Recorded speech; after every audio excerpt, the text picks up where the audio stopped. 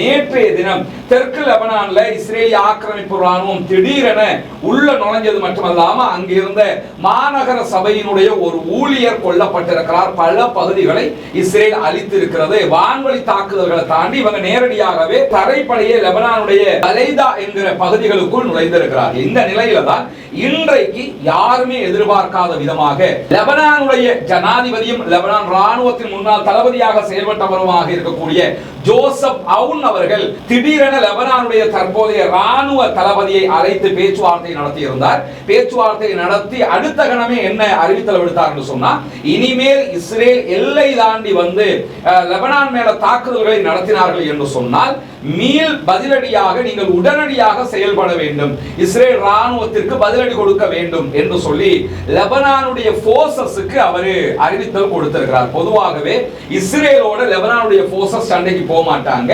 அவங்க லெபனானுக்குள்ள இருப்பாங்க, லெபனான்ல ஏதாவது வேலை வெட்டி இருந்தா பார்ப்பாங்க. இப்படித்தான் நிலைமை இருந்தது. 1980களுக்கு பிறகுல இருந்து லெபனான் போர்சஸ் இஸ்ரேலோடு சண்டையிட்டதே கிடையாது. பெரும்பாலான நேரங்கள்ல முழுவதுமாக ஹிஸ்புல்லாக்கள் தான் சண்டையிட்டு வந்தார்கள். இந்த நிலையில தான் இப்பொழுது லெபனானுடைய ராணுவத்திற்கு லெபனானுடைய அதிபர் இந்த அறிவிப்பை கொடுத்திருக்கிறார். இது பரவலாக லெபனான் மக்களுக்கு மத்தியில ஒரு வரவேற்பையும் பெற்றிருக்கிறது. என்னன்னா, ஹிஸ்புல்லாக்கள் போய் சண்டை பிடிச்சா தானே தீவிரவாதிகள் பயங்கரவாதிகள் என்று சொல்லிக்கிட்டு அப்பாவி மக்களையும் சேர்த்து கொண்டுகிட்டு இருக்கிறாங்க.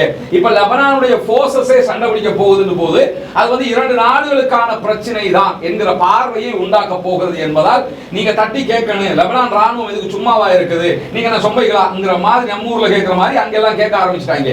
அதுவும் ஒரு காரணம் அவருக்கு உடனடியாக இந்த தாக்குதல்களை நடத்துவதற்கு. இனிமேல் எல்லை மீறினார்கள் என்று சொன்னால் தாக்குதல்களை நடத்துங்கள் என்று அவர் அறிவித்திருக்கிறார். இதை தாண்டி இந்த அறிவிப்பை ஹிஸ்புல்லாக்களும் வரவேற்றிருக்கிறார்கள். ஏன்னா ஹிஸ்புல்லாக்கள் சண்டைக்கு போனாங்கன்னா யுத்த நிறுத்த மீறல் ஆக்கிடுவாங்க.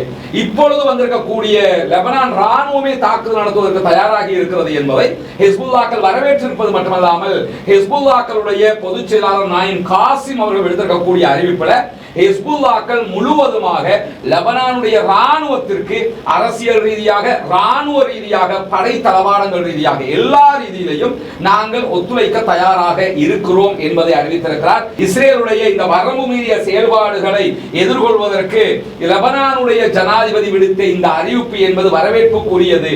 ராணுவத்தினுடைய தற்காப்பு திறன்களை மேலும் வலுப்படுத்துவதற்கான ஒரு ஆயத்தமாகத்தான் நாங்கள் இதை பார்க்கிறோம். மிருகத்தனமான ஜியோனிச எல்லை மீறல்களுக்கு முடிவு கட்ட வேண்டும் என்று சொல்லி ஹிஸ்புல்லாக்கள் விடுத்திருக்கக்கூடிய அறிவிப்புகளை நம்ம பார்க்க முடியும்.